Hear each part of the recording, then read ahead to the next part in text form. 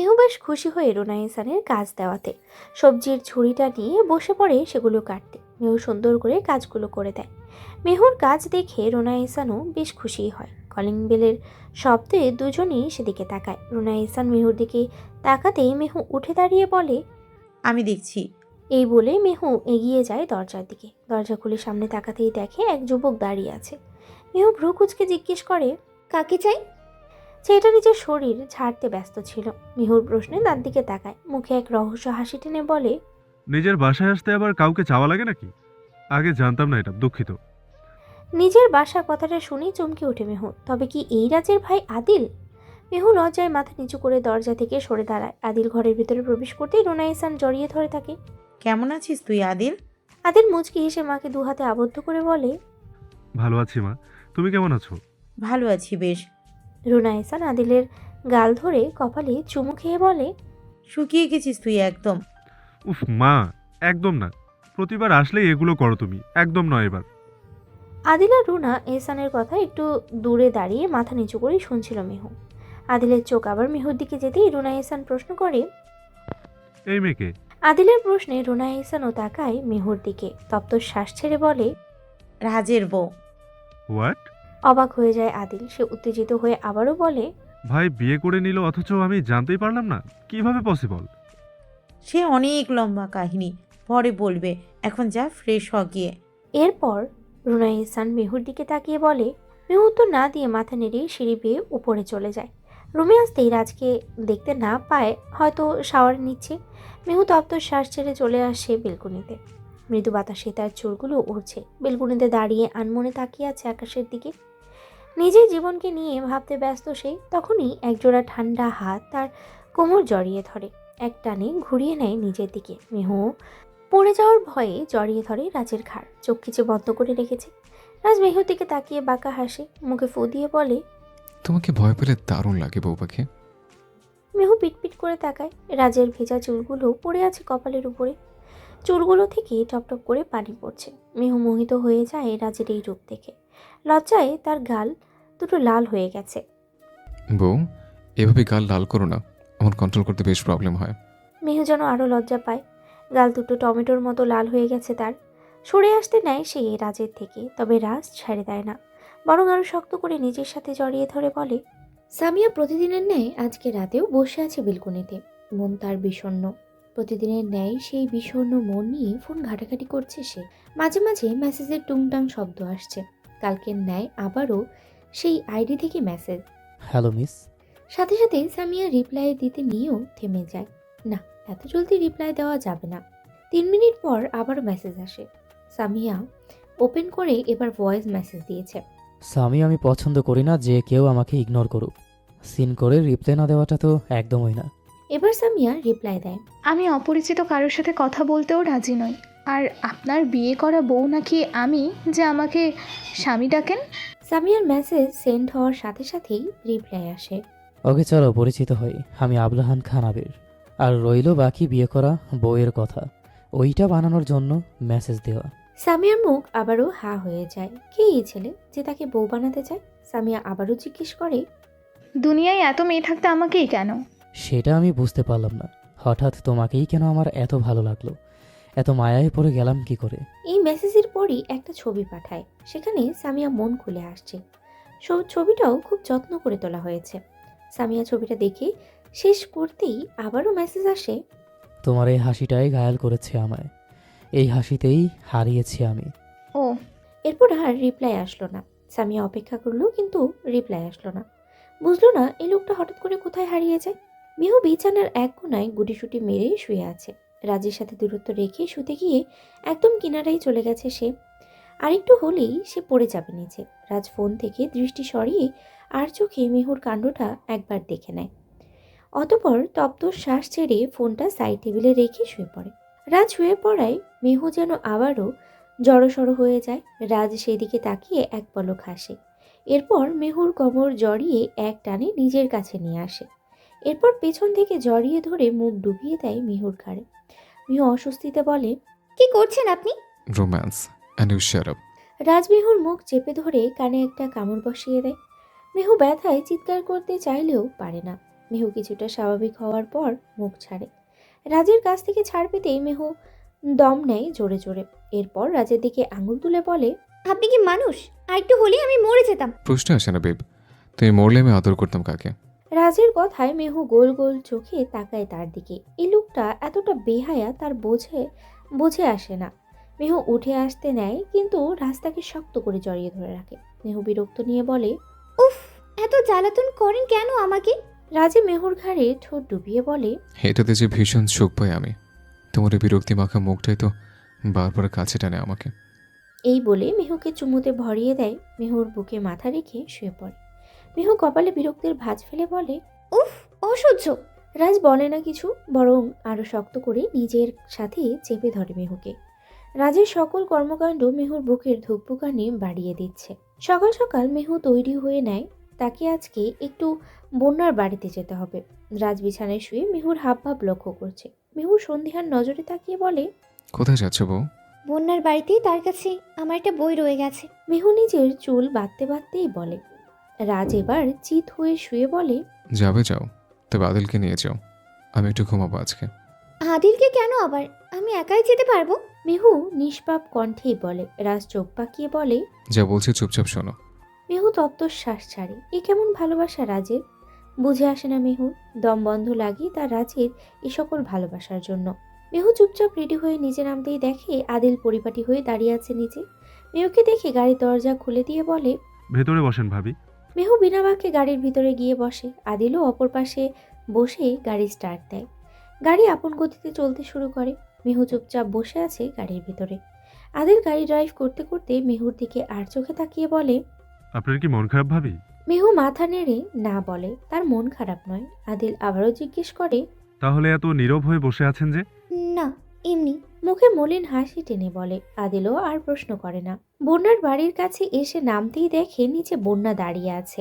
মেহু এগিয়ে এসে বন্যাকে জড়িয়ে ধরে। কেমন আছিস মেহু? আছি কোনো রকম। তুই কেমন আছিস? মলিন হেসে বলে মেহু। বন্যা মাথা নেড়ে বলে সে ভালো আছে। বন্যা মেহুকে বইটা এগিয়ে দিতে দিতে বলে, চল বাসায় যাই।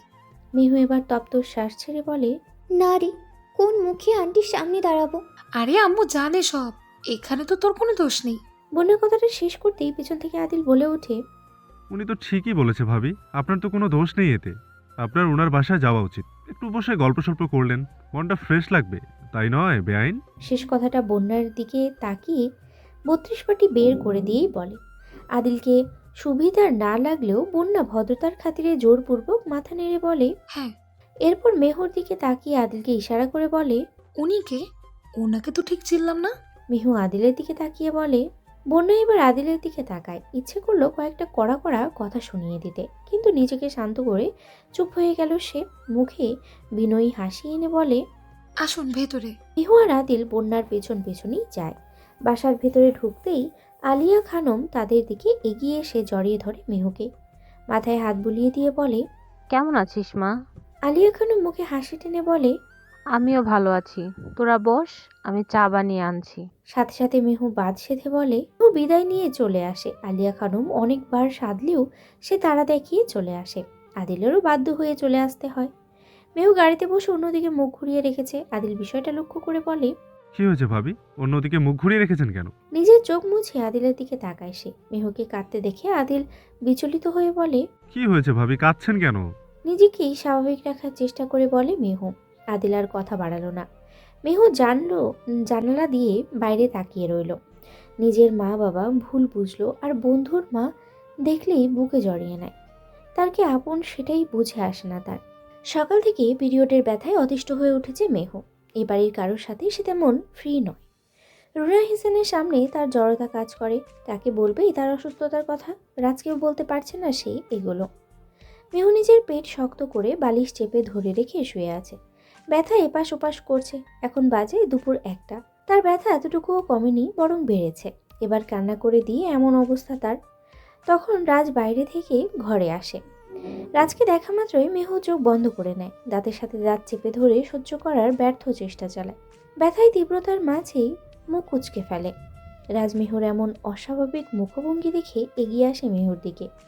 মেহুর পাশে বসে তার হাতটা ধরে বলে, মেহু পাখি, কি হয়েছে তোমার? মেহু উত্তর দেয় না। রাজ কিছুক্ষণ বসে থাকে উত্তরের অপেক্ষায়, কিন্তু মেহু উত্তর দেয় না। রাজ কপালে হাত দিয়ে চেক করে দেখে জ্বর এসেছে কিনা। না, শরীর ঠান্ডা। তাহলে কি হলো মেয়েটার? চিন্তায় পড়ে যায় সে। তোমার কি খারাপ লাগছে জান? রাজ বিচলিত কণ্ঠেই বলে। মেহু বুঝলো উত্তর না দিলে রাজ যাবে না, তাই মেহু চোখ বন্ধ অবস্থাতেই উত্তর দেয়, কিছু হয়নি, আপনি যান এখান থেকে। কথাটা বলতেই মেহুর মুখ কুঁচকে যায় আবারও। রাজ ভালোভাবে মেহুকে পর্যবেক্ষণ করে কিছু একটা মনে পড়তেই তড়িঘড়ি করে বলে, তোমার কি পিরিয়ড হয়েছে? সাথে সাথেই চোখ খুলে ফেলে মেহু। লোকটা বুঝলো কি করে? মেহুর এমন এমন চোখ বড় বড় করে তাকানো দেখে সে বুঝলো তার ধারণাই ঠিক। রাজ তপ্ত শ্বাস ছেড়ে বলে, কেমন মেহু? আমি তোমার হাজব্যান্ড, আমাকে বলতেই পারো। এ ব্যথা কখন থেকে করছে? মেহু কাদো মুখে করে বলে, সকাল থেকেই। রাজ আবারও তপ্ত শ্বাস ছাড়ে। এই মেয়েটা এত চাপা স্বভাবের কেন বোঝে না, নাকি তার বেলায় এমন? রাজ না বুঝলে তাকে কখনোই বলতোও না মেহু। তুমি বসো, আমি আসছি। এই বলে রাজ আর অপেক্ষা করে না, বেরিয়ে যায় রুম থেকে। মেহু চোখ মেলে তাকিয়ে রাজকে পায় না। এবার মেহু কান্না করে দেয়। তারা সইছে না এ ব্যথা। কিছুক্ষণ পর ফিরে আসে রাজ। মেহুর পাশে বসে মেহুকে কোলে বসায়। একটা মেডিসিন এগিয়ে দিয়ে বলে, এটা খাও, ব্যথা কমে যাবে। মেহু মেডিসিনটা খেয়ে নেয়। রাজ গরম পানির ব্যাগ এনে সেটা মেহুর পেটে চেপে ধরে। মেহু এবার যেন একটু আরাম পাচ্ছে। ব্যথা কমেনি, কিন্তু ভালো লাগছে তার। রাজ মেহুর পাশে একটা প্যাকেট রেখে ওয়াশরুমের দিকে এগিয়ে যেতে যেতে বলে, মেহু একবার প্যাকেটের দিকে তাকায়, আরেকবার রাজের চলে যাওয়ার দিকে। তারও ব্যাগটা আরও নিজের পেটের কাছে চেপে ধরে চোখ বন্ধ করে নেয়। সামিয়া একটা কাপ শপে বসে আছে। ফোনটা বের করে একটা নম্বরে কল দেয়। দু একবার রিং হওয়ার পর কল রিসিভ করে অপর পাশ থেকে সামিয়া বিচলিত কণ্ঠে বলে ওঠে, কোথায় আপনি? কখন থেকে এসে বসে আছে? আপনি কি আমার সাথে মজা করছেন আবির? আবির শান্ত স্বরে সামিয়াকে বলে, সরি স্বামী, আমি আটকে গেছি জ্যামে, প্রায় এসে গেছি, আর 10 মিনিট বসো না, আসতে পারলে চলে যেও। সামিয়া বিরক্ত হলো, কপালে বিরক্তির ভাঁজ ফেলে বলে। ওকে। সামিয়া কল কেটে দেয়। এখানে বসে থেকে আবিরের অপেক্ষা করছে সে। অনেকদিন ধরে দেখা করার রিকোয়েস্ট করেছে আবির, তাই আজ রাজি হলো দেখা করতে। কিন্তু এখন মহারাজের নিজেরই খবর নেই। এর মাঝে ওয়েটার 2-3 বার ঘুরে গেছে অর্ডার নিতে। সামিয়া ঘড়ির কাঁটায় একবার দেখে উদ্যত হলো চলে যেতে। টেবিল ছেড়ে সবে উঠতেই যাচ্ছিল, তখনই দৌড়ে প্রবেশ করে আবির। সামিয়ার সামনে এসে দাঁড়িয়ে হাঁপাতে হাঁপাতে বলে, সরি, লেট হয়ে গেল। সামিয়া কিছু বলে না, পুনরায় বসে যায় চেয়ারে। আবিরও বসে বিপরীত পাশের চেয়ারে। কফি অর্ডার দিয়ে নিজেকে শান্ত করতে কয়েক ঢোক পানি পান করে। মেহুর ব্যথা কমেছে আগের তুলনায়, এখন আর তেমন ব্যথা নেই। ব্যথা কম অনুভব হতেই নিজের উপর থেকে ব্যাগটা সরিয়ে উঠে চলে যায় বারান্দায়। এর মাঝেই তার কানে শব্দ আসে। ওয়াশরুমে দরজা খোলা। রাজ বেরিয়েছে হয়তো গোসল করে। মেহু? রাজের ডাকটা কানে আসতেই তার বুকের মাঝে শীতল অনুভব পেয়ে যায়। ইদানিং তার এমনই হচ্ছে। মেহু যাবে না ঠিক করে সেখানেই ঠায় দাঁড়িয়ে রয়। পরক্ষণই আবার ভেসে আসে রাজের কণ্ঠ, মেহু এদিকে আসো, এখন তোমার রেস্ট প্রয়োজন। মেহু আবার আসলো। বেলকনি থেকে গুটি গুটি পায়ে এগিয়ে গিয়ে বিছানায় বসে। রাজের দিকে তাকিয়ে নিচু স্বরে বলে, ডাকছেন কেন? ব্যথা কমেছে? মেহু মাথা নাড়ল। রাজকে তার ভালোবাসতে ইচ্ছে করে ইদানিং, কিন্তু সে পারছে না। মস্তিষ্ক তাকে বারবার মনে করিয়ে দেয় রাজের কাজগুলো। লোকটার জন্য তার পরিবার তাকে ভুল বুঝেছে, তার সাথে কথা বলে না। মেহু নিজের মুখ অন্যদিকে ঘুরিয়ে রেখেই বলে, হ্যাঁ, কমেছে। আচ্ছা তুমি বসো, আমি খাবার নিয়ে আসছি। রাজ চলে যায়। মেহু বিছানায় পা তুলে বসে। হঠাৎ বিছানার সাইডে চোখ যেতেই দেখতে পায় রাজের ফোন। এবার ইচ্ছে করলো খুব তার মা বাবাকে কল দিয়ে কথা বলতে। ইচ্ছেটাকে সে মন থেকে সরাতে পারল না। রাজের ফোন হাতে নিয়ে সাথে সাথে কল দিল সজীব রহমানকে। কয়েকবার রিং হতেই কল রিসিভ করে সজীব রহমান কানে ধরেই শুধালো, হ্যালো, কে বলছেন? মেহু গলা কাঁপতে শুরু করে। কাঁপা কাঁপা কণ্ঠেই বলে, বাবা, আমি আমি মেহেক। মেহেক নামটা শুনতেই মুখ ভঙ্গিমা কঠিন হয় সজীব রহমানের। সজীব রহমান কঠিন স্বরে বলে, তা কল দিয়েছো কেন? তোমার সাথে কথা বলতে ইচ্ছা করছে আমার। একটু কথা বলবে আমার সাথে? খুব অসহায় গলায় শুধালো মেহু। কিন্তু তার এই মায়াভরা অসহায় কণ্ঠস্বর মন গলাতে পারল না সজীব রহমানের। তিনি নিজের গম্ভীরতা বজায় রেখে বলেন, আমার ইচ্ছে করেছে না তোমার সাথে কথা বলতে। কথাটা বলেই কল কেটে দেয় সজীব রহমান। মেহু কেঁদে ওঠে। ফোনটা নিজের বুকের সাথে চেপে ধরে। আবারও ঘৃণা জন্মালো রাজের প্রতি। তখনই দরজা ঠেলে রুমে ঢোকে রাজ। মেহু এক পলক সেদিকে তাকায়। রাজ নিজের মুখে হাসি টেনে মেহুর সামনে খাবারগুলো রেখে বলে, মেহু পাখি, এগুলো ঝটপট শেষ করে নাও দেখে। খাবো না আমি, নিয়ে যান এগুলো। মেহু মুখ ঘুরিয়ে বলে। গলাটা তার ভারী শোনালো। রাজ ব্রুকুচকে জিজ্ঞেস করলো, কেন খাবে না? মেহবার রাগ হলো। রাজকে অসহ্য লাগছে তার, ঘৃণা আসছে শুধু মনে। লোকটাকে সে ঘৃণা করে। লোকটা জঘন্য তার জন্য, তার জীবনটা শেষ করে দিয়েছে। মেহু দাঁত খিচে বলে, বললাম তো খাবো না আমি, এই বাড়ির একটা দানাও খাবো না আমি। আর এত ন্যাকামো কি করে করেন বলেন তো? আপনি আমার জীবনটা ধ্বংস করে দিয়েছেন, আমার পরিবার থেকে আমাকে দূর করে দিয়েছেন। এর থেকে বরং আপনি আমাকে মেরেই ফেলুন। কথাটা বলতে বলতেই কেঁদে দেয় মেহু। রাজ বিচলিত হয়ে ওঠে। মেহুর হাতে নিজের ফোন দেখে বুঝলো হয়তো তার পরিবারের কাউকেই কল দিয়েছে। রাজ তপ্ত শ্বাস ছাড়ে। মেহু সব বুঝলো, কিন্তু বুঝলো না শুধু তার ভালোবাসাটাই। এতটাই জঘন্য কিসে? একটু ভালোবাসা যেতে পারে না তাকে? আদিল অনেকক্ষণ ধরে বসে আছে বন্যাদের বাসার নিচে। সেদিন এক ঝলকে বন্যাকে দেখেই যেন হৃদয়ের এক কোণে দখল করে নিয়েছে সে। সেই চোখে পড়ার পর থেকেই অস্থিরতা বেড়ে চলেছে। আজ সেই তৃষ্ণা মেটাতে শুধু একবার বন্যাকে দেখার আশায় সে ছুটে এসেছে এখানে। প্রায় 2 ঘন্টা কেটে গেছে, তবুও বন্যার দেখা নেই। ধৈর্য হারাতে হারাতে একসময় নিজের বুকের বাঁ পাশে হাত বুলিয়ে আদিল বলে উঠল, ওহে রূপবতী, কোথায় তুমি? বুকের ভেতরে এক ধরনের হালকা যন্ত্রণার সঙ্গে নিজের দিকে মুচকি এসে পা বাড়ায় ফিরে যাওয়ার উদ্দেশ্যে। ঠিক তখনই পেছন থেকে এক মিষ্টি চঞ্চল কণ্ঠ ভেসে আসে। ওই মামা যাবেন? পেছন ফিরে চমকে ওঠে আদিল। বন্যা? হ্যাঁ, সেই তো। কাঁধে ব্যাগ, গলায় ঝুলানো ওড়না, চোখগুলো আলগোছে ব্যান্ড দিয়ে বাঁধা চুলগুলো। রিকশার দিকে দৌড়ে গিয়ে উঠে পড়ে সে। আদিল অবাক দৃষ্টিতে তাকিয়ে থাকে তার দিকে, যেন কিছুক্ষণের জন্য সময় থেমেই যায়। রিকশা চলতে শুরু করতেই আদিল নীরবে পা বাড়ায়। দূর থেকেই পিছু নেয় বন্যা।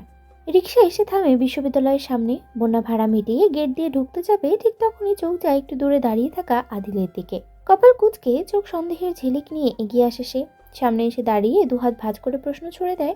এখানে কি করছেন আপনি? আদিল খানিকটা অপ্রস্তুত হয়ে আমতা আমতা করে জবাব দেয়। আপনাকে বলতে যাব কেন?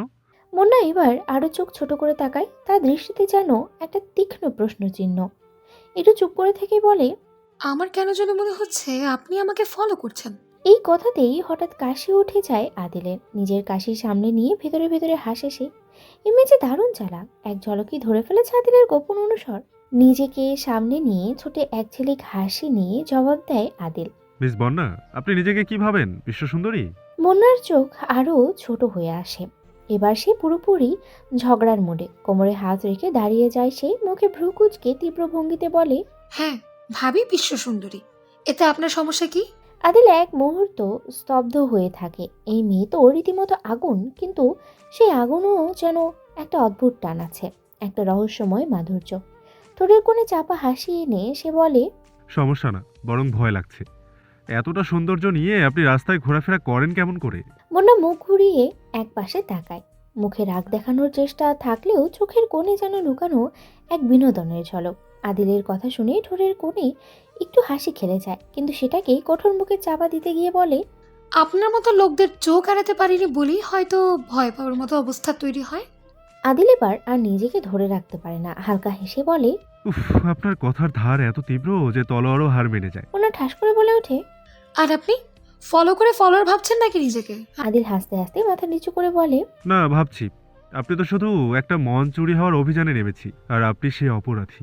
বন্যা কথা বাড়ায় না আর। এই লোকের সাথে যে কথা বলা বৃথা তা বেশ ভালোই বুঝতে পেরেছে সে। তাই আর শুধু শুধু তর্ক করে নিজের এনার্জি নষ্ট করার কোনো মানেই হয় না। বন্যা আদিলকে সম্পূর্ণরূপে ইগনোর করে চলে যেতে থাকে। তখনই পিছন থেকে আদিল চিৎকার করে বলে ওঠে, তৈরি থেকো সুন্দরী, তোমাকে তুলতে আসবো যে কোনো সময়। বন্যা চোখ গরম করে একবার আদিলের দিকে তাকায়। তা দেখে আদিল হাসে। বন্যা বিরক্ত হয়ে যায়। সেদিকে আর না তাকিয়ে সোজা চলে যায় ভার্সিটিতে। মিহু একা একা বসে আছে। মন ভালো নেই তার। মা বাবার কথা মনে পড়েছে ভীষণ। তাদের কি একটুও মনে পড়ে না তার কথা? বুক ছিঁড়ে দীর্ঘশ্বাস বেরিয়ে আসে তার। বাসায় আজকে সে একাই আছে। রাজও বাসায় নেই, গিয়েছে অফিসে। এদিকে আতিকা ইহসান আর রুনা ইহসান গিয়েছেন একটু বাইরে। মেহুর ক্ষুধা অনুভব করে হঠাৎ করে ক্ষুধা অনুভব করে। কি খাবে ভাবতে ভাবতে এগিয়ে যায় রান্নাঘরের দিকে। রান্নাঘরে এসে ফ্রিজ খুলে দেখে রুটি বানানো আছে আর ডিম আছে। মেহু দুটো রুটি নেয় আর একটা ডিম নেয়। রুটিগুলো সেকে নেয় আর ডিম ভেজে নিয়ে প্লেট করে পেছনে ঘুরতেই চমকে ওঠে। তার পিছনে আদিল দাঁড়িয়ে আছে 32 পাটি দাঁত বের করে। হঠাৎ এভাবে আদিলকে দেখে পেয়ে যায় বুকে ফু দিয়ে বলে, ভয় পেয়ে যেয়ে বুকে ফু দিয়ে বলে, কখন আসলেন আপনি? আদিল 32 পাটি বের করেই বলে, ভাবি, আমাকে রুটি আর ডিম ভাজি করে দেন না। মিহু একবার আদিলের দিকে তাকায়। বিনয়ী হেসে তার দিকে তাকিয়ে বলে, আচ্ছা। মিহু আরও 2টি রুটি আর একটি ডিম ভাজি করে 2 প্লেট নিয়ে ড্রয়িং রুমে গিয়ে বসে। মিহু এক পলক সেদিকে তাকিয়ে এগিয়ে যায় সেখানে। আদিলের সামনে প্লেটটা রেখে বলে, আপনার খাবার। আদিল মুচকি হেসে খাবারটা হাতে নেয়। মিহু গিয়ে বসে তার পাশের সোফায় একটু দূরে। আদিল তখন টিভিতে কার্টুন দেখতে ব্যস্ত। মিহু একবার টিভির দিকে তাকিয়ে বলে, আপনিও এখনো কার্টুন দেখে খাবার খান? আদিল টিভির দিকে দৃষ্টি রেখে মুখে এক টুকরো রুটি পুড়ে নিয়ে বলে, কেন, আপনিও দেখেন নাকি? হ্যাঁ। মাথা নাড়িয়ে বলে মিহু। আদিল তার দিকে তাকিয়ে মুখে হাসি টেনে বলে, বাহ ভাবি, ভালোই তো ম্যাচ হলো দেবর ভাবির। মিহুও হেসে ওঠে। আদিল আর সেই গল্প করে আর কার্টুন দেখে দেখেই খাবার শেষ করে। তখন রুনা এহসান আর আতিফ এহসান বাড়ি আসেন। রুনা এহসান তাদের টিভি দেখতে দেখে বলে, বাহ, দেবর আর ভাবির মাঝে তো দেখি ভালোই ভাব হয়েছে। আচমকা রুনা এহসানের আওয়াজ শুনে চমকে ওঠে মেহু। উঠে সোজা দাঁড়িয়ে যায়, মাথা নিচু করে ফেলে নিজেই। আদিল মাকে দেখে উঠে এসে জড়িয়ে ধরে বলে, কোথায় গিয়েছিলে মা? তোর বাবাকে ডক্টরের কাছে নিয়ে গিয়েছিলাম, এই কয়দিন বুকের ব্যথাটা তার বাড়ছে। চিন্তাগ্রস্ত হয়ে বলে রুনা এহসান। আদিলের কপালে ভাঁজ পড়ে। রুনা এহসানের কাঁধ থেকে মাথা তুলে বলে, তাহলে আমাকে বলতে আমি নিয়ে যেতাম। রুনা এহসান আদিলকে আশ্বস্ত করে বলে, চিন্তা করো না, তেমন সমস্যা নেই। আদিল আর বলল না। রুনা এহসানও চলে গেলেন ফ্রেশ হতে। বাহির থেকে আসায় ক্লান্ত লাগছে তার। সেই ক্লান্তি দূর করতে এখন তার প্রয়োজন একটা ঘুম। যাওয়ার আগে সে মেহুর দিকে তাকিয়ে বলে, রাতে কিছু একটা করে নিও বৌমা, আমার শরীরটা ভীষণ খারাপ লাগছে। রুনা এহসানের কথায় মাথা নাড়িয়ে শুধু সায় জানালো মেহু। রুনা এহসান চলে গেলেন। মেহুও পা বাড়ায় রুমে যাওয়ার জন্য। তখন সেখানে এসে উপস্থিত হয় রাজ। তবে রাজ একা নয়, তার সাথে উপস্থিত হয়েছে এক যুবক। রাজের বয়সী সে, কিন্তু চিনতে পারল না কি। রাজ মেহুর দিকে হাসি মুখে এগিয়ে এসে বলে, মেহু, আমার ফ্রেন্ড রাদিফ, আর রাদিফ আমার বউ মেহেক। শেষের কথাটা রাদিফের দিকে তাকিয়ে বলে। মেহু লোকটার দিকে তাকিয়ে বলে, কেমন আছেন ভাইয়া? রাদিফ মেহুর দিকে তাকায়। এতে চোখাচোখি হয়ে যায় তাদের। মেহু জলদি চোখ সরিয়ে নেয়। লোকটার তাকানো কেমন অদ্ভুত লাগলো তার কাছে। রাদিফ কিছু বলল কি না সে শোনেনি, আর তার সামনে অস্বস্তি ফিল করায় চলে যায় সে সেখান থেকে। রান্নাঘরে রান্নায় ব্যস্ত মেহু। কোমরে আঁচল গুজে কাটা বাছায় ডুবে আছে সে। ঘেমে একাকার শরীর। চালের গুঁড়ি মুখে রুটি বানানোর প্রস্তুতি নিয়েছে। মুখে একরাশ মনোযোগ। হাতে লেগে থাকা মশলার গন্ধে ভরে উঠেছে চারপাশ। চুলে ধোয়ার মাঝে মেহুর মুখ যেন দীপ্ত আলোয় জ্বলজ্বল করে ওঠে। আঁচল দিয়ে নিজের শরীরের ঘামটা মুছে নেয়। মাংসে লবণ হয়েছে কি না না দেখে আবার রুটি বেলতে বসবে, তখনই পেছন থেকে পুরুষালী কণ্ঠ ভেসে আসে। অপূর্ব। কথাটা কানে আসতে মেহু চমকে পিছনে ফিরে তাকায়। রাদিফকে দেখা মাত্রই অপ্রস্তুত হয়ে যায় সে। এলোমেলো দৃষ্টি নিয়ে বলে, কিছু বলবেন ভাইয়া? রাদিফ মাথা নেড়ে বলে, হ্যাঁ, কিন্তু তার আগে তুমি আমাকে ভাইয়া ডাকা বন্ধ করো প্লিজ, শুধু রাদীপ বলো। কেন, তোকে ভাইয়া ডাকলে কি সমস্যা? হঠাৎ রাজের কণ্ঠে রাদিফ ভীত হয়ে যায়। মুখে মিথ্যে হাসি এনে আমতা আমতা করে বলে, এমনি বলছিলাম আর কি, ভাইয়া ডাকলে মুরব্বি মুরব্বি লাগে নিজেকে। রাজ এগিয়ে আসে রাদিফের মাথায় হালকা মেরে বলে, তুই মুরব্বী আমার বউয়ের জন্য, আর তুই এখানে কি করছিস? এবার পড়ে যায় বিপদে। কি বলবে সে রাজকে, কি বলে বাঁচবে সে? রাদিফ আমতা আমতা করতে শুরু করে। এর মাঝে রুনা এহসান আসেন সেখানে। তাদের দিকে তাকিয়ে চোখ গরম করে বলে, তোরা কি করছিস এখানে? যা নিজেদের রুমে। আর মেহু, তুমিও যাও, এখন বাকিটা আমি করে নিতে পারবো। মেহু মাথা নাড়ায়। মাথা নিচু করে বেরিয়ে যায় রান্নাঘর থেকে। নিজ রুমে এসে শাড়ি নিয়ে প্রবেশ করে ওয়াশরুমে। শাওয়ার নিয়ে বের হতেই দেখে রাজ বিছানায় আছোয়া হয়ে বসে আছে। মেহু রাজকে দেখে কিছু বলবে এগিয়ে আসে, কিন্তু নিজের জড়তার কারণে কিছু বলতে পারছে না। রাজও লক্ষ্য করে বিষয়টা। মেহু তাকে কিছু বলতে চাইছে। রাজ সোজা হয়ে বসে মেহুর দিকে তাকিয়ে বলে, কিছু বলবে বউ? মেহু এবার সাহস পায় কিছুটা। নিচ থেকে এসেই রাজের পাশে বসে। রাজ এক ভ্রু উঁচিয়ে তার কার্যকলাপ লক্ষ্য করে যাচ্ছে। মেহু এগিয়ে এসে রাজের চোখের দিকে তাকিয়ে নিচু স্বরে বলে, আপনার বন্ধুকে বলবেন প্লিজ চলে যেতে। তার উপস্থিতিতে আমার অস্বস্তি হয়। তার নজর দেওয়াতে আমার কাছে ঠিক লাগে না, গায়ে কাঁটা দিয়ে ওঠে। মেহুর এমন কথার কারণ বুঝল না রাজ। সে রাদিফকে ছোট থেকেই চেনে। মেয়েদের প্রতি খারাপ নজর দেওয়া তার অভ্যেস নয়, এটা সে জানে। তাহলে মেহু এমন মন্তব্য কেন করছে বুঝতে পারছে না। রাজ মেহুর দিকে তাকায়। মুখ দেখে মনে হচ্ছে না মিথ্যে বলছে সে। রাজ শ্বাস নিয়ে মেহুকে আশ্বস্ত করে বলে, আচ্ছা, তুমি শান্ত হও, আমি দেখছি, আর ওকে তোমার থেকে দূরেই রাখবো। মেহু মাথা নেড়ে সম্মতি জানায়। রাজ এগিয়ে এসে মেহকে বুকে জড়িয়ে নেয়। কপালে চুমু এঁকে দিয়ে বলে, ভালোবাসি বউ। মেহু এবার চুপ রয়, উত্তর দেয় না। রাজও জোর করে না, তবে মেহু ইদানিং তাকে মানতে শুরু করেছে। তার ছোটখাটো সমস্যাগুলো সে রাজের সাথে শেয়ার করে। রাজের প্রতি তার মনোযোগ বাড়ছে। সামিয়া ফোন হাতে নিয়ে বেলকনিতে দাঁড়িয়ে, চোখে অনিশ্চয়তার ছায়া, মনে অপেক্ষার বৃষ্টি। আবিরের কল আসবেই। সে একবার নিচে তাকায়, না, এখনো আবির আসেনি। এ ভাবনার ভিতরেই হঠাৎ দরজার শব্দ, খড়খড় করে নাড়ে কেউ। চমকে ওঠে সামিয়া, প্রশ্ন করে, কে? দরজার ওপার থেকে ভেসে আসে এক গম্ভীর কণ্ঠ। সামিয়া, আমি, দরজা খোলো। শরীফুল শেখ। বাবার গলা চিনতে ভুল হয়নি সামিয়ার। দ্রুত বেলকুনি থেকে ফিরে আসে রুমে, দরজা আটকে নেয়, ওড়না ঠিকঠাক করে শরীরটা গুছিয়ে দরজা খুলে দেয়। দরজার সামনে দাঁড়িয়ে বাবার পাশে আরো 3 জন, মা, আসমা, বড় বোন মনিরা আর তার বোনের স্বামী সজীব রহমান। 4 জনের কথাবার্তা ছাড়াই রুমে ঢুকে পড়ে। ঘরের ভিতরে নেমে আসে পিনপতন নীরবতা। এরকম নিস্তব্ধতার মাঝেই সামিয়ার ফোনে ভেসে ওঠে কল। আবির আর চোখে তাকায় সে। ভাগ্যিস ফোনটা সাইলেন্ট হয়ে করেছিল। নীরবতা ভেঙে যায় হঠাৎই। সজীব রহমান বলে ওঠে, তোমার বিয়ে ঠিক করেছি সামিরা। কথাটা যেন ছুরি হয়ে বিঁধে যায় হৃদয়। বিয়ে? অথচ তাকে কিছুই জানানো হয়নি। সে অবাক স্বরে বলে। শরীফুল শেখ এবার গম্ভীর কণ্ঠে বলেন, তোমার বিয়ে ঠিক করেছি সামনের সপ্তাহে। এর বাইরে আর কোনো কিছু শুনতে চাই না। সামিয়া স্তব্ধ। বাবার চোখের দিকে অসহায়ভাবে তাকায় সে।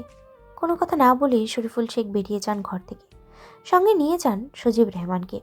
পেছনে রয়ে যায় আসমা ও মনিরা। সামিয়া এবার ধীরেই বলে ওঠে, এগুলো কেমন কথা আপা? আমার বিয়ে অথচ আমাকে কিছু জানানো হলো না। মনিরা এগিয়ে এসে কাঁধে হাত রেখে বলে, ছেলেটা খুব ভালো, তোর সাথেও মানাবে। আমার একটা ভুলের জন্যই তোকে আগে কিছু বলিনি, লজ্জা লেগেছিল। দুজনেই চুপচাপ ঘর ছেড়ে চলে যায়। সামিয়া বসে পড়ে মেঝেতে, বুকের মধ্যে ঝড়। বাবার মুখের উপরে কিছু বলার সাহস হয়নি কখনো, কিন্তু এই কয়েকদিনেই তো আবিরকে ভালোবেসে ফেলেছে সে। হঠাৎ মনে পড়ে ফোনের কথা। দ্রুত ফোনটা হাতে নেয়। স্ক্রিনে চলছে 14টা মিস কল, সব আবিরে। হঠাৎ যেন সব রাগ, কষ্ট, অপমান এক হয়ে যায়। সে ফোনটা ছুঁড়ে ফেলে দেয় দূরে। মাথায় হাত দিয়ে বিছানায় শুয়ে পড়ে। নিঃশব্দ কান্না বালিশে মিশে যায়। অনেকক্ষণ পর আবার ফোনটা হাতে নেয়। দেখেই বোঝা যায় আবির এখনো কল দিয়েই যাচ্ছে। সামনে চুপচাপ তাকিয়ে থাকি স্ক্রিনের দিকে। নিজেকে স্বাভাবিক করে নিয়ে কল রিসিভ করে বলে, হ্যালো। আমি আর হ্যালো শব্দটা শুনেই আবিরের মনে যেন এক ধরনের প্রশান্তি নেমে এলো। এতক্ষণ ধরে যে অস্থিরতা, উৎকণ্ঠা আর চিন্তার ভুগছিল সে, সবকিছু এক মুহূর্তেই হালকা হয়ে গেল। সামিয়া ফোন ধরছিল না কেন, এই প্রশ্নটা বারবার মাথায় ঘুরপাক খাচ্ছিল তার মনে। আর তাতেই যেন দম বন্ধ হয়ে আসছিল। এখন সামিয়ার কণ্ঠ শুনে মনে হচ্ছে পুরো পৃথিবীটা আবার ঠিকঠাক জায়গায় ফিরে এসেছে। নিজেকে একটু সামনে নিয়ে নরম কণ্ঠে আবির জিজ্ঞেস করে, কোথায় ছিলে সামি? সামিয়া কোনো উত্তর দেয় না। হঠাৎ করেই কান্না এসে যায় তার। চেষ্টা করেও নিজেকে আর সামলে রাখতে পারে না সে। আবিরের প্রশ্নের উত্তরে নীরবতা আরও গভীর হয়ে ওঠে। এদিকে সামিরের এই নিস্তব্ধতা আবিরকে আরও অস্থির করে তোলে। ভেতরে উদ্বেগ যেন গলা চেপে ধরে। আবারও সে উদ্বিগ্ন স্বরে বলে, কি হয়েছে সামু, প্লিজ বলো আমাকে। সামিয়া এবার কথা বলে, নিজেকে স্বাভাবিক রাখার ব্যর্থ চেষ্টা করে বলে, আমাকে আর কল দেবেন না আবির? আবির ভ্রুকুচকে জিজ্ঞেস করে, কেন? সামিয়া আবারও চুপ হয়ে যায়, নিজের গলা কাঁপছে। আবির কেন এত প্রশ্ন করছে? আবির উত্তর না পেয়ে আবারও জিজ্ঞেস করে, কি হলো বলো না, কেন না করছো? সামিয়া নিজেকে শক্ত রাখার চেষ্টা করে বলে, আমি এখন অন্য কারো ঘরণী হতে যাচ্ছি। কল কেটে দেয় সামিয়া। নিজেকে আর সামলাতে পারছে না সে। নিজের প্রতি ঘৃণা জমেছে তার। না চাইলেও সে এই জীবনে তার কোনো কিছুই সে পাইল না। প্রথমে রাজের সাথে সংসার করার স্বপ্ন দেখেছিল, কিন্তু ব্যর্থ হলো সে, কারণ রাজ তার ভাগ্নিকে পছন্দ করে। এবার সে ভালোবাসলো কাউকে, তাকে নিয়ে স্বপ্ন দেখলো, এবারও সে হারাতে চলেছে তাকে। এই জীবনে তার আর কোনো কিছু চাওয়ার রইলই না। রাজ নিজের অফিসে ফাইল চেক করে ব্যস্ত ছিল। হঠাৎ তার কক্ষে তড়িঘড়ি করে প্রবেশ করে এক যুবক। মুখে তার স্পষ্ট চিন্তার ছাপ। হাসপাস করছে সে শুধু বারবার। রাজ ফাইল থেকে চোখ সরিয়ে একবার সেই যুবকটার দিকে তাকায়, কিন্তু পরক্ষণেই আবার চোখ ডুবিয়ে দেয় সেই ফাইলে। হালকা বাঁকা হেসে বলে, কি ব্যাপার আবির, তোর মুখ এত শুকনো দেখাচ্ছে কেন? আমার খালা শাশুড়ি খুব বেশি পাড়া দিচ্ছে নাকি তোমায়? শেষ কথাটা রাজ একটু শব্দ করে হেসেই বলে। আবির হলো রাজের বিয়ে। রাজের মাধ্যমে সে জেনেছে সামিয়াকে, কিন্তু আজ যে সেই সামিয়াকে হারাতে বসেছে সে। আবির রাজের সামনে থাকা গ্লাসটা নিয়ে এক নিমিষেই পুরো পানও সাবার করে দেয়। নিজেকে স্থির করতে শ্বাস নেয় জোরে। রাজ এবার ফাইলটা সরিয়ে পাশে রাখলো। আবির অদ্ভুত আচরণ করছে, মানে নিশ্চয়ই কোনো গন্ডগোল হয়েছে। রাজ তার দিকে তাকিয়ে শান্ত স্বরে জিজ্ঞেস করে, কি হচ্ছে আবির? এত চিন্তিত কেন লাগছে? আবির বিচলিত কণ্ঠে বলে, সামিয়ার বিয়ে ঠিক হয়ে গেছে স্যার, সামনের সপ্তাহে বিয়ে। রাজ অবাক হলো কথাটা শুনে। আবির আবারও অস্থির চিত্তেই শুধালো, স্যার আমি কিছু জানি না, সামিয়াকে আমার লাগবে স্যার, যে করে হোক আমি সামিয়াকে বিয়ে করব। রাজ তাকে শান্ত করতে বলে, চিন্তা করো না, আমি দেখছি। দেখলে হবে না স্যার, সামিয়াকে এনেও দিতে হবে। রাজ নিজেকে কন্ট্রোল করে চোখ বন্ধ করে। এই ছেলেটা ইদানিং খুব বেশি কথা বলছে। রাজ শান্ত স্বরে বলে, আচ্ছা এনে দেব, এখন যাও। আবির মাথা নেড়ে বেরিয়ে যায়। রাজ সেখানে বসে নিজে নিজেই বলতে থাকে, এ না না, শ্বশুর বেশ শয়তান, সব প্রেম কাহিনীর মাঝে সে ভিলেন হয়ে দাঁড়ায়। যেমনটা তার আর মেহুর মাঝে হয়েছিল। রাজ আর বসল না অফিসে। নিজের ব্লেজার হাতে নিয়ে সাথে সাথে বেরিয়ে যায় অফিস থেকে। কয়েকদিন হলো বিয়ে খাওয়া হয় না। আজকে বউকে নিয়ে শ্বশুরবাড়ি যাবে সে। যতই হোক একমাত্র খালা শাশুড়ির বিয়ে, সে কিভাবে মিস করবে। মেহু ছাদের এক কোনায় চুল ছেড়ে দিয়ে বসেছিল। রাজের বাড়ির ছাদটা মেহুর বেশ ভালোই লাগে। এটা যেন একটা ছোট্ট বাগান, চারিদিকে ফুলের বাহার। এরই মাঝে হঠাৎ এসেই ধাক্কা লাগে। হাওয়াও যেন রোমাঞ্চকর পরিবেশ তার জন্য। তাই তো যখনই সময় পায় চলে আসে ছাদে। হঠাৎ মনে হলো কেউ এসে তার পাশে দাঁড়িয়ে আছে। মেহু নোয়ানো মাথাটা উপরে উঠিয়ে তুলল। রাদীফকে দেখা মাত্রই সোজা হয়ে বসলো সে। নিজেকে পরিপাটি করে নিল মুহূর্তেই। রাদীফ তা দেখে মুচকি হেসে মেহুর সামনের জায়গাটা ইশারা করে বলে, বসবো? মেহু আবার অস্বস্তিতে পড়ে যায়। ইচ্ছে করছে না করে দিতে, কিন্তু ভদ্রতার জন্য তা পারছে না সে। হালকা মাথা নেড়েই সায় জানালো সে। এদিকে সম্মতি পেয়ে রাদীফকে আর কে আটকায়। মেহুর দিকে ঠিক সামনের জায়গায় এসে বসেছে সে। রাদীফ বসে মেহুর দিকে তাকিয়ে বলে, ভালোবাসো তুমি রাজকে? রাদীফের প্রশ্নে চমকে তাকায় মেহু। রাদীফ তার দিকে উৎসুক দৃষ্টিতে তাকিয়ে আছে তার উত্তর জানবে বলে। মেহুকে এভাবে চুপ করে থাকতেই দেখে রাদীফ আবারও বলে, বলো। মেহু মাথা নিচু করে জবাব দেয়, জানি না, সে উত্তর নেই। রাদীফ হাসলো মেহুর কথায়। মেহুর মনে যে রাজের জন্য কোনো অনুভূতি নেই তা বেশ টের পেল সে। আর এটারই সুযোগ নিয়ে রাদীফ সাহস জুগিয়ে বলে ওঠে, যখন তাকে ভালোবাসো না তাহলে এই সম্পর্ক টিকিয়ে রেখে কি লাভ? ভেঙে দাও এটা। বেরিয়ে এসে নিজের জীবনটা নিজের মতো করে গুছিয়ে নাও। সে ছাড়বে না আমায় কখনো। মেহুর এই কথা বলার সময় নিজেকে ভাগ্যবতী মনে হলো। পরক্ষণেই আমার নিজের উপহাসমূলক হাসলো। রাদীপ মেহুকে আশ্বাস দিয়ে বলে, চিন্তা করো না, সে ছাড়বে, আমি ব্যবস্থা করে দিব, তুমি শুধু সাথে থাকবে। কথাটা বলেই মেহুর মুখের রিয়াকশন বোঝার চেষ্টা করলো রাদীপ, কিন্তু ব্যর্থ হলো সে। মুখে না আছে হাসি, কান্না আর না আছে রাগ। মেহু কোনো প্রকার কথা ছাড়া সেখান থেকে উঠে চলে আসে। নিচে নামতেই ধাক্কা লাগে তার রাজের সাথে, কিন্তু পড়ে যাওয়ার আগেই রাজ শক্ত করে ধরে নেয় তাকে। বিয়ে বাড়ির দারুণ আওয়াজ চলছে সামিয়াদের বাড়িতে আর তার বিয়ের উপলক্ষে। শরীফুল শেখ এদিকে সেদিকে দৌড়ে সবকিছু ঠিকঠাক দেখিয়ে দিচ্ছেন। সজীব রহমানও ব্যস্ত সময় পার করছেন এই আয়োজন নিয়ে। কিন্তু তাদের এই অবস্থা এক নিমিষে গায়েব হয়ে যায় দুজন মানুষের উপস্থিতিতে। বর্তমানে তাদের বাসার হলরুমে চলে এসেছে পিনপতন নীরবতা। তাদের সবার মাঝে অপরাধী ভঙ্গিমায় বসে আছে মেহু। তার মাথা নিচু করে রেখেছে, কিন্তু রাজ সে বসেছে নবাবী স্টাইলে। শরীফুল শেখ একবার তার দিকে তাকিয়ে গম্ভীর স্বরে বলে, কি কারণে এসেছো তোমরা? ও মা, আসবো না?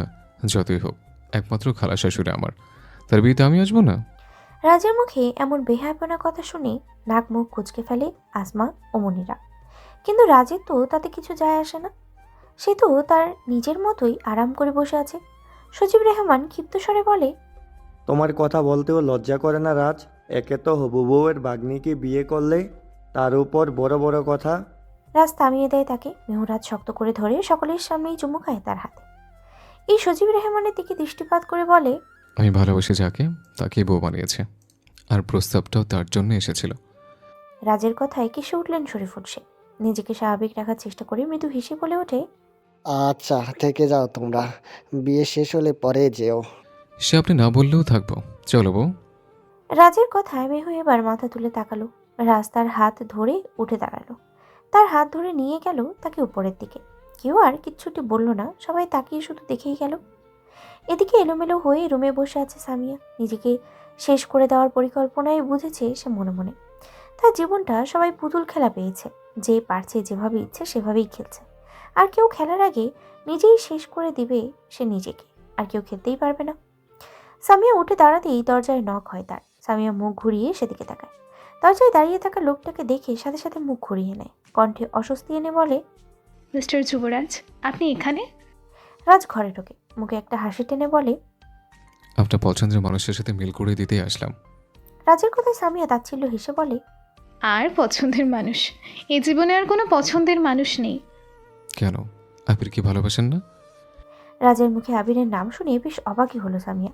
অবাক কণ্ঠে রাজের দিকে তাকিয়ে বলে, আপনি আবিরকে চেনেন? কে হয় সে? সে না হয় তার থেকে জেনে নিও। এবার প্ল্যান শোনো। সামিয়া মাথা নাড়ল। রাজ তাকে বোঝালো পুরো ঘটনা। সামিয়া প্রথমে ভয় পেলেও আবিরকে পাওয়ার লোভে রাজি হয়ে যায়। সে ভালোবাসার মানুষটাকে পেতে চায় যে কোনো মূল্যে। বিয়ে বাড়ি থেকে বউ পালিয়েছে কথাটা কানে আসতেই চমকে যায় মেহু। সে তড়িঘড়ি করে উঠে খুঁজতে যায় রাজকে। তার মানে রাজকে নিয়ে এক অজানা ভয় লাগছে। সারা বাড়ি খুঁজেও যখন রাজকে পেল না, দুর্বল হয়ে পড়ল সে। মেঝেতেই বসে পড়ল, কাপা কাপা ঠোঁটেই আওড়ালো, ফাঁকি দিলেন আমাকে রাজ? তাহলে কেন এলেন আমার জীবনে? মেহু আতঙ্কিত চেহারা নিয়ে হলরুমে আছে। সেখানে সকলেই চলছে কানাঘুষা। মেয়ে পালিয়ে গেছে তা নিয়ে এক একজনের এক এক মন্তব্য। সে সকল কিছুর মাঝেই সজীব রেহমানের দৃষ্টি গেল মেহুর দিকে। সজীব রেহমান মেহুকে টানতে টানতে একটা রুমে এনে ধাক্কা মারে। তার দিকে আঙুল উঁচিয়ে বলে, তোর স্বামী সামিয়াকে নিয়ে কোথায় গেছে? বাবার কথায় কেঁদে ওঠে মেহু। কি বলবে সে তো কিছুই জানে না। সজীব রেহমান আবারও তেড়ে এসে মেহুকে কিছু বলতে যাবে, তখনই এন্ট্রি ঘটে রাজের। আমাকে খুঁজছেন শ্বশুরমশাই? সজীব রেহমান তাকায় রাজের দিকে। রাজ বাঁকা হাসি দিয়ে তাকিয়ে আছে তাদের দিকে। সজীব রেহমান তেড়ে এসে বলে, সামিয়া কোথায়? আমার মেয়েকে দিয়ে হয়নি, এখন আমার শালিকেও লাগবে তোর? সজীব রেহমানের কথায় রাজ আবারও হাওয়ার মতো বলে ওঠে, অবাক হওয়ার মতো বলে ওঠে, কি বলছেন এগুলো আজে বাজে? রাজের এই কথাটা আগুনে ঘি ঢালার মতো কাজ করলো। সজীব রেহমান তেড়ে আসলেন রাজের দিকে, দাঁত খিচে বলে, তুই নিয়ে পালাসনি সামিয়াকে? তাহলে এতক্ষণ কোথায় ছিলি?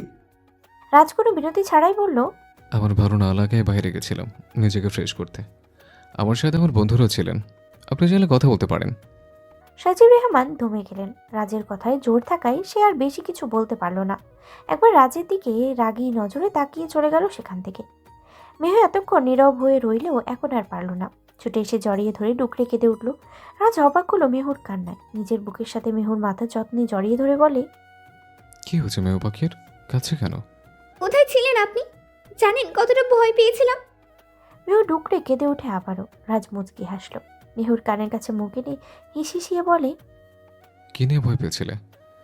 সামিয়াকে নিয়ে পালিয়ে গেছে তা নিয়ে? মেহু উত্তর দেয় না, বরং শক্ত করে জড়িয়ে ধরে রাখে তাকে। রাজ হাসে আবারও। মেহমান সবাই চলে গেছে, শুধু বাড়িতে রয়ে গেছে রাজ, মেহু, মনির, আসমা, সজীব রেহমান আর শরীফুল শেখ। প্রতিদিনের ন্যায় নিজের চেয়ারেই বসে আছেন শরীফুল শেখ। শুধু তফাৎটা হলো, অন্যদিন মাথা উঁচু করে সিনা টান করে বসতেন, আজ লজ্জায় মাথা নিচু করে আছেন। তার মেয়ে যে তার নাক কেটে দিয়ে পালিয়েছে। সজীব রেহমান হালকা ইতস্ত করে বলে, যা হওয়ার তো হয়ে গিয়েছে, তা নিয়ে আর ভাবলে কি হবে? দুস্থ আমারই। আমি এ মতামত জানতে চাইনি সামিয়ার। সজীব রেহমানের কথায় হালকা তাচ্ছিল্যে হাসলো শরীফুল শেখ। কোনো কথা ছাড়াই উঠে চলে গেলেন নিজ রুমে। এতটা লজ্জায় তাকে আজ অব্দি পড়তে হয়নি, আজ তার মেয়ে যতটা লজ্জায় ফেলেছে তাকে। পরের দিন সকালে মেহু আর রাজ বিদায় নিয়ে বেরিয়ে যায় নিজের বাড়ি ফেরার উদ্দেশ্যে। এ সকল কিছুর মাঝে একটা ভালো ঘটনা ঘটল। তা হলো মেহুর পরিবার তাদের মেনে নিয়েছে। তা নিয়ে তো মেহু ভীষণ খুশি। এতদিন পর সে তার মা বাবার সাথে প্রাণ খুলে কথা বলতে পেরেছে। এখন গাড়িতে বসে আছে দুইজন। রাজ ড্রাইভ করছে আর মেহু বাইরে তাকিয়ে আছে। রাজ আর চোখে একবার মেহুকে দেখে বলে, মেহু। রাজের ডাকে মেহু তাকায় তার দিকে, মাথা এগিয়ে এনে বলে, কিছু বলছেন? তোমাকে একটা কথা বলার ছিল। বলুন। মেহু কৌতূহল নিয়ে বলে। রাজ এবার নিজের ঠোঁট ভিজিয়ে নিয়ে বলে, সামিয়াকে নিয়ে আমি পালিয়ে গেছিলাম আসলে। মেহু আর শোনার প্রয়োজন মনে করলো না। সে যেটা ধারণা করেছিল সেটাই সঠিক। তবে সবে তো ভালোবাসতে শুরু করেছিল সে রাজকে, কিন্তু প্রথমেই সে ভেঙে দিল তার মন। রাজ বলতে চাইলো, কিন্তু মেহু ইশারায় থামিয়ে দিয়ে বলে, গাড়ি থামান, আমি নামবো। নামবে মানে? বাড়িতে এখনো অনেক দূর। ব্রুকুচকে বিরক্তির কণ্ঠে বলে রাজ। মেহু সেদিকে পাত্তাই দিল না। সে নিজের জেদ বজায় রেখে কিছুটা উচ্চস্বরেই বলে, আমি নামবো বললাম তো, গাড়ি থামান, আমি রিক্সা করে যাব। রাজ এবার থামালো গাড়ি। মেয়েটা হঠাৎ এমন করছে কেন বুঝতে পারল না সে। এই তো একটু আগেই কতটা ফুরফুরে মেজাজে ছিল সে। গাড়ি থামাতেই মেহু নেমে যায়। রাজ সেখানে দাঁড়িয়ে রইল যতক্ষণ না মেহু রিক্সা পেল। মেহু রিক্সাতে ওঠার পর সে গাড়ি স্টার্ট দেয়। আদিল আবারও এসেছে বন্যাদের বাড়ির নিচে। বাড়ির নিচে এসে বন্যাকে কল দেয়। কয়েকবার রিং হতেই কল রিসিভ করে বন্যা। আপনি কোথায় মিস রূপবতী? এই গরমে যে আপনার সুন্দর পুরুষ কালো হয়ে যাচ্ছি। বন্যা ঠোঁটে হালকা লিপস্টিক দিতে দিতে বলে, আসছে সুন্দর পুরুষ, একটু অপেক্ষা করুন আপনার মিস রূপবতীকে দেখতে। জলদি আসুন, আমার তো তর সইছে না। আদিল কল কেটে দেয়। আর কিছুক্ষণ পর বন্যা নিচে নেমে আসে। হালকা নীল রঙের শাড়ি পরেছে, চুল খোপা করা, গাজরা বেঁধেছে, ঠোঁটে হালকা গোলাপি লিপস্টিক, চোখের নিচে গাঢ় কালো কাজল, কপালের মাঝখানে কালো টিপ। আদিল মুগ্ধ হয়ে তাকিয়ে দেখতে থাকে তার রূপবতীকে। বন্যা মাথা নিচু করে এগিয়ে আসে আদিলের দিকে। বন্যা কাছে আসতেই আদিল লাজুক হেসে বলে, রূপবতী আমার, তুমি তো আমাকে শেষ করে দিলে তোমার এই রূপে। বন্যা আরো লজ্জা পেয়ে মাথা নিচু করে নেয়। এই প্রথম সে আদিলের সামনে শাড়ি পরে এসেছে। বন্যা মাথা নিচু করেই বলে, জলদি চলুন এখান থেকে, মা দেখে নেবে। আদিল মাথা নাড়ায়। একটা রিক্সা ডেকে নিয়ে যায় বন্যাকে রিক্সায় করে। যতদূর যাওয়া যায় দেখা যাক। সামিয়া গুটিসুটি মেরে বসে আছে বিছানার এক কোণে। কালকে বিয়ে করেছে সে আবিরকে। তার প্রিয় মানুষটা এখন তার বর। ভাবতেই বুকের মাঝে এক শীতল হাওয়া বয়ে যাচ্ছে তার। এখন সে বধূ সেজে বসে অপেক্ষা করছে আবিরের জন্য। প্রায় অনেকক্ষণ পর আবির আসলো। দরজা ঠেলে ভেতরে প্রবেশ করলো সে। আবিরের উপস্থিতি টের পেয়ে সামিয়া নিজেকে আরো গুটিয়ে নিল। আবির দৃঢ় পায়ে এসে বসে সামিয়ার পাশে। সামিয়া যেন আরো গুটিয়ে নিল নিজেকে লজ্জায়। আবির লক্ষ্য করে বিষয়টা, হালকা হেসে বলে, লজ্জা করছে তোমার? এত লজ্জা করে কি হবে? একটু পর তো তোমার শরীরের প্রতিটা কোণায় আমার স্পর্শ থাকবে। আবিরের এমন লাগামহীন কথা শুনে বুকের মাঝে যেন কারেন্ট বয়ে যায় তার। মাথা নিচু করে মনে মনেই আওড়ায়, নির্লজ্জ পুরুষ। আবির এগিয়ে আসে, ঘোমটা সরিয়ে দেখে নেয় সামিয়ার মুখখানি। বউ দেখি তার মাশাল্লাহ সুন্দর। বিয়ের পর যেন এই সৌন্দর্য দ্বিগুণ বেড়ে গেছে তার। আবির সামিয়ার গালে চুমু খেয়ে বলে, আমার সুন্দরী বউ এভাবে সারা জীবন ভালোবাসতে দিবে আমায়?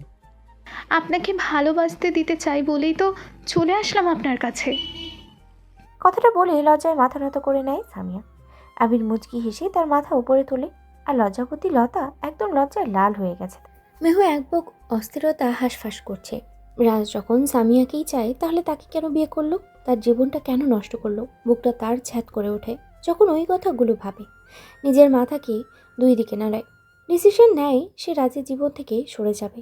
এই ভাবনা, যেই ভাবনা সেই কাজ। চেয়ার থেকে উঠে সোজা চলে যায় রাদিফের রুমের সামনে। রাদিফ তখন কানে ইয়ারফোন গুঁজে গেম খেলছিল। মেহু দরজায় দাঁড়িয়ে একটু শব্দ করে বলে, রাদিফ, আসবো? হঠাৎ মেয়েলি গলায় নিজের নাম শুনে কপাল কুঁচকে ঠোঁট কামড়ে দরজার দিকে তাকায়। হঠাৎ মেহুকে তার রুমে দেখে ঠোঁটের কোণে এসে জমা হয় এক বিজয়ী হাসি। ফোন পাশে রেখে চেয়ার টেনে বলে, আরে মেহুরানি যে, আসো আসো। মেহু হালকা ইতস্ত বোধ করে। নিজের ইচ্ছা না থাকা সত্ত্বেও ভিতরে যায়।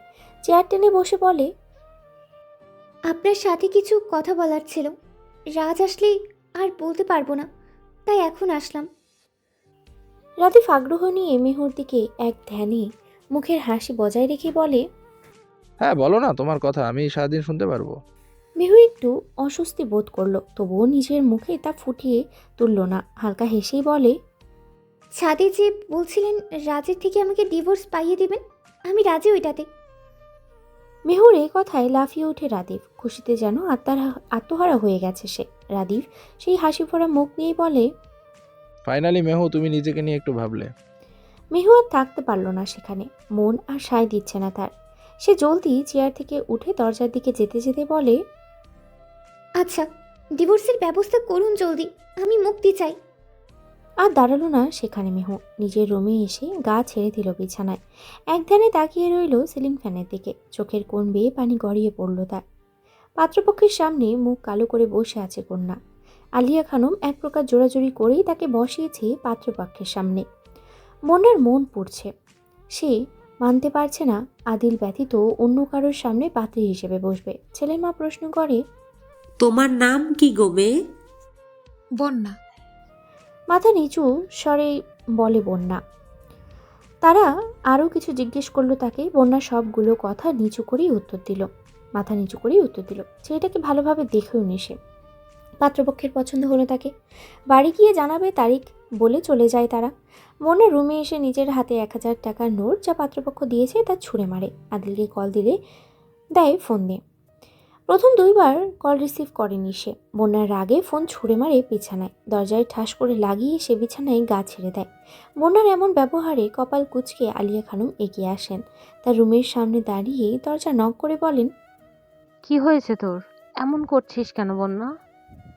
উত্তর দেয় না বন্যা, তাতে দাঁত পিষে শুয়ে থাকে। আলিয়া খানম কয়েকবার ডাকাডাকি করে দীর্ঘশ্বাস ছেড়ে চলে যান। এমনি এখন আর দরজা খুলবে না তা বেশ বুঝেছেন তিনি, কারণ প্রতিবার এমনটাই হয়।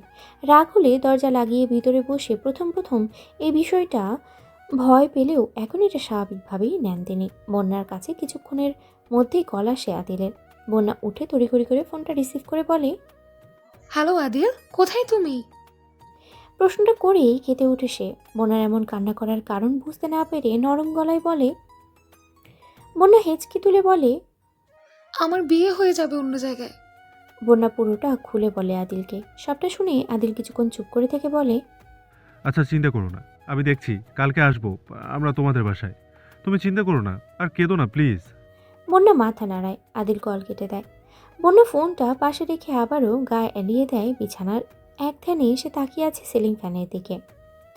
সামিয়া রান্নাঘরে ঘেমে একাকার অবস্থা। আজকে একটু স্পেশালভাবে কিছু স্পেশাল করে খাওয়াতে ইচ্ছে করছে তার স্বামীকে। তাই তো গতকাল রাতে কথায় কথায় জেনে নিল তার স্বামী কী খেতে বেশি পছন্দ করে। আবিরের সব থেকে প্রিয় খাবার গরুর মাংসের কালাভুনা, সেটাই করেছে সে। রান্না যখন শেষের পথে তখনই কলিং বেল বেজে ওঠে দরজায়। সামিয়া চুলাটা বন্ধ করে শাড়ির আঁচল দিয়ে মুখটা মুছতে মুছতে এগিয়ে যায়, দরজা খুলে দেয়। আবির এসেছে। চোখে মুখে তার ক্লান্তি ইচ্ছা। সামিয়া অবাক হয়ে বলে, কি হয়েছে আপনার? এমন দেখাচ্ছে কেন?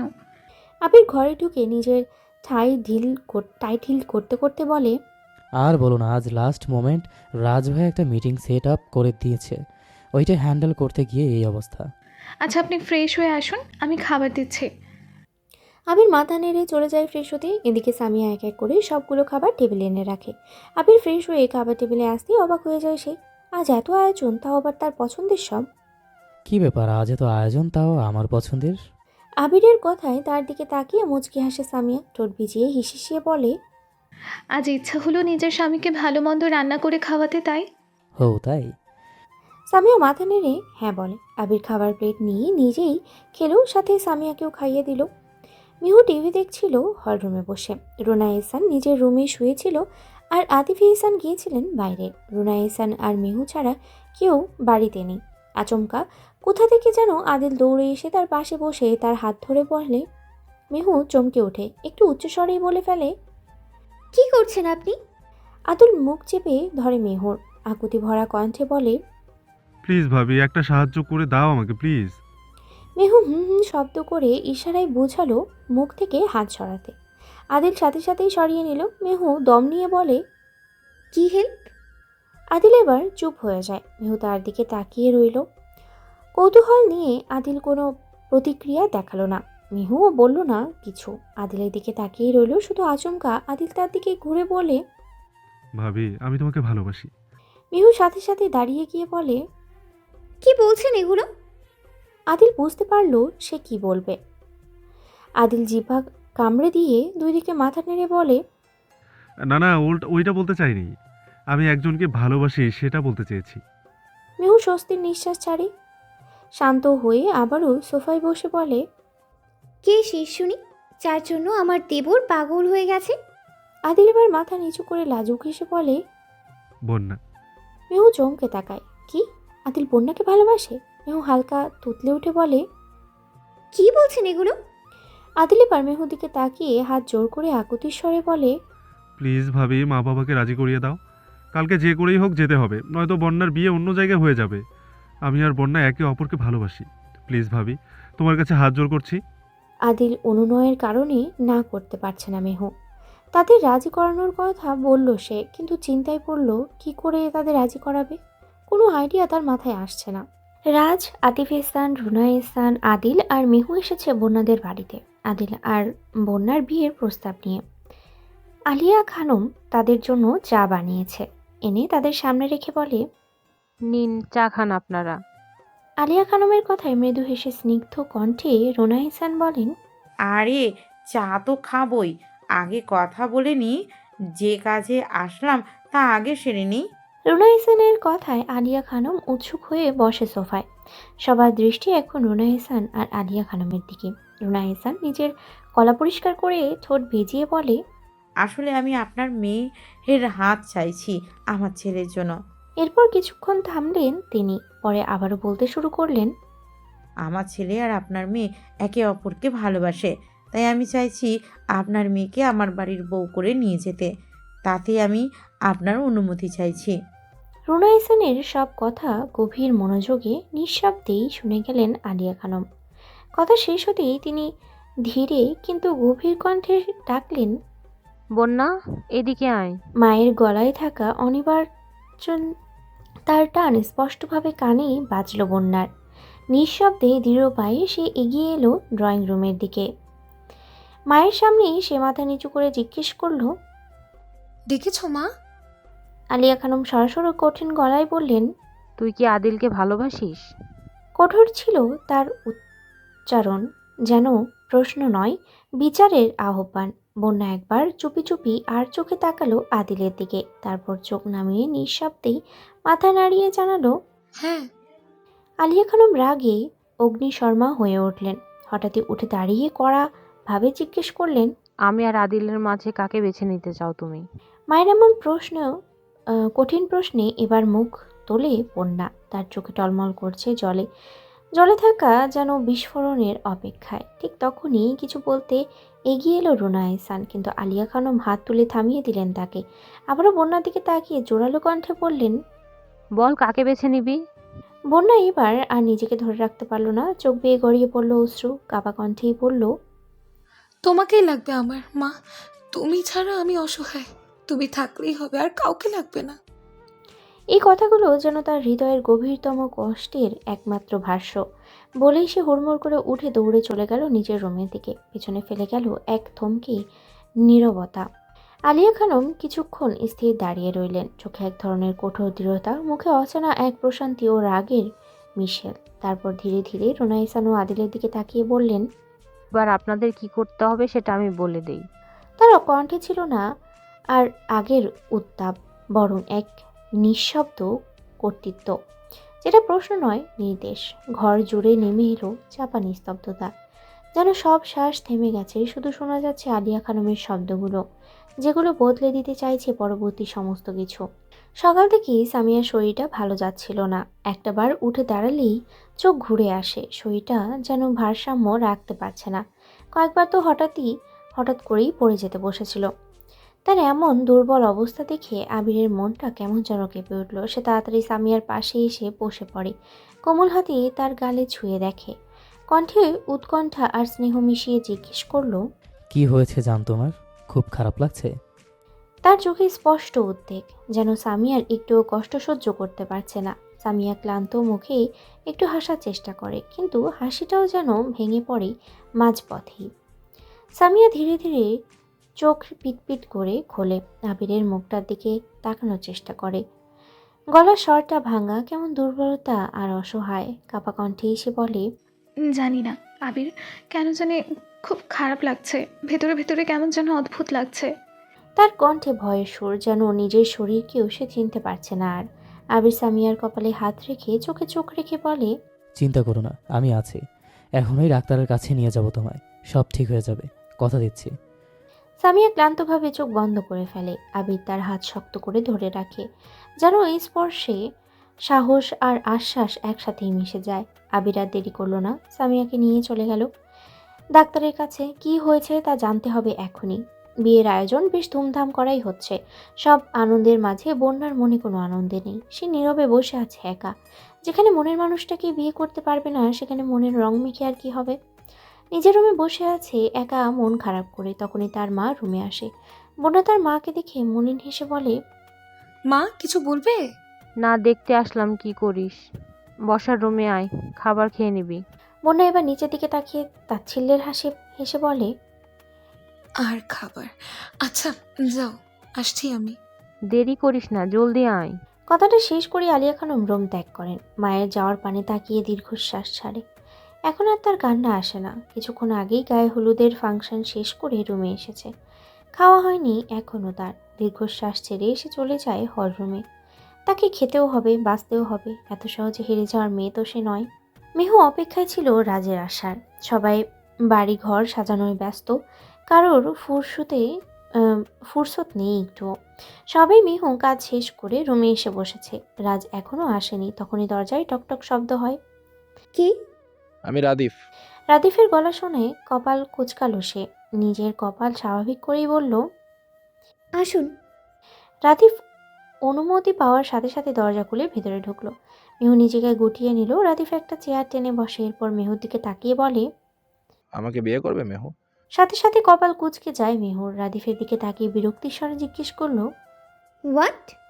রাদিফ আবারও নিজের গলা পরিষ্কার করে স্পষ্ট স্বরে বলল, বললাম বিয়ে করবে আমায়। আপনাকে বিয়ে করার থেকে রাজের বউ হয়ে থাকাটা বেশ পছন্দের আমার। আপনার মতো বেহায়া পুরুষ আমি এই জন্মে আরেকটাও দেখিনি, যে কিনা একজন বিবাহিত নারীকে বিয়ের প্রপোজাল দিচ্ছে। তুমি তো তাকে ডিভোর্স দিয়ে দিবে। রাদিফের বেহায়াপনা কথায় আরও ক্ষেপে গেল সে। রাদিফের দিকে তেড়ে এসে বলল, দিব না ওকে ডিভোর্স, কারণ ভালোবাসি আমি তাকে। যদি নিজের ভালো চান আমাদের মাঝে নাক গলাবেন না। রাদিফেরও রাগ উঠে যায় মেহুর কথায়। মেহুর বাহু চেপে ধরে বলে, আমি তো তোমাকে বিয়ে করব, এটা আমার promise. Just wait and see baby. Radif দরজাটা ঠাস করে লাগিয়ে দিয়ে বেরিয়ে গেল। মেহু কেঁপে উঠল সাথে সাথেই। রাজকে সে ভুল বুঝেছিল।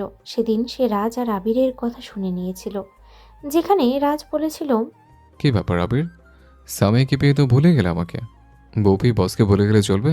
সেই কথা শুনে সে নিজের ভুলটা বুঝতে পেরেছে। সে যে রাজকে ভুল বুঝেছে, রাজকে সে অতি শীঘ্রই জানিয়ে দিবে তার মনের কথা। সে যে রাজকে কতটা ভালোবাসে তা জানিয়ে দিবে তাকে। বিয়েবাড়িতে লোকে পরিপূর্ণ। বরযাত্রী এসে গেছে। সবাই জানলা দিয়ে উকি দিয়ে বর দেখছে।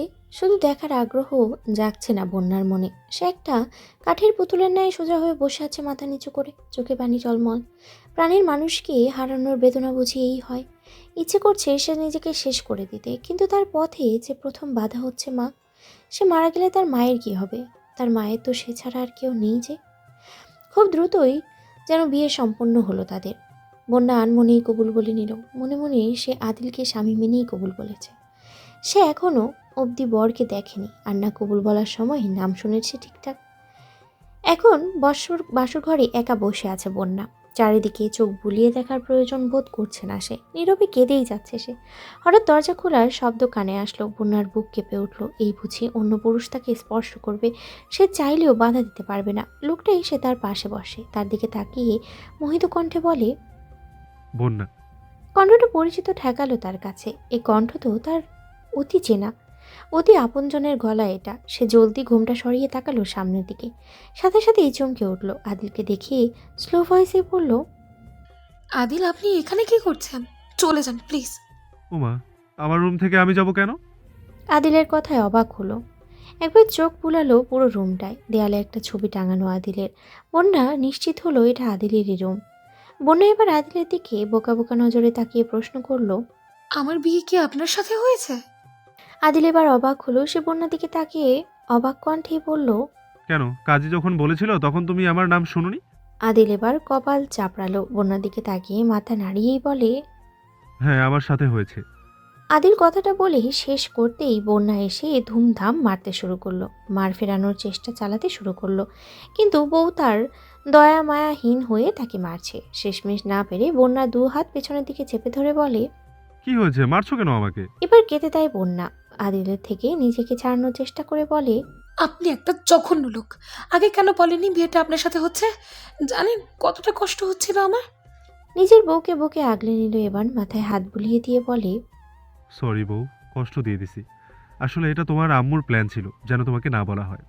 আদিলের বুকে আঘাত করে বলে, তাই বলে আপনি আমাকে জানাবেন না? জানেন কতবার মা চিন্তা এসেছিল যে সুইসাইড করব? কতভাবে নিজেকে সামলেছি আমি, সেটা আমি জানি। আদিল সাথে সাথে মুখ চেপে ধরে বন্যার, আর বলতে দেয় না তাকে। বন্যার চোখের দিকে কিছুক্ষণ তাকিয়ে থাকে। তার চোখ দুটো টলমল করছে। আদিল বন্যার কপালে চুমু এঁকে দিয়ে হিসিয়ে বলে, আমি জানি সব। আমি আবারও সরি, আর কখনো এমন হবে না। তোমার কি মনে হয় আমি এত সহজে তোমাকে অন্য কোথাও বিয়ে হতে দিতাম? তুমি আমার ছেলে, আমার আছো, আর আমারই থাকবে। বুঝলে পাগলি আমার? বন্যা মাথা নাড়ালো তার কথায়। আদিল আবারও কপালে চুমু খেয়ে বুকে জড়িয়ে নিল তার প্রেয়সীকে। মিহু অনেকক্ষণ ধরে রাজকে নিজের মনের কথা বলার চেষ্টা করছে, কিন্তু রাজ তার কথা শুনছেই না, তাকে বারবার ইগনোর করে যাচ্ছে। মিহু এবার বিরক্ত হয়ে রাজের সামনে গিয়ে দাঁড়ায়। কিছুটা উঁচু হয়ে এসেই সে রাজের কলার চেপে ধরে বলে, কথা শুনছেন না কেন আমার? রাজ এক ঝটকায় নিজের কলার থেকে মিহুর হাতটা সরিয়ে নেয়, মিহুকে দূরে ঠেলে দিয়ে বলে,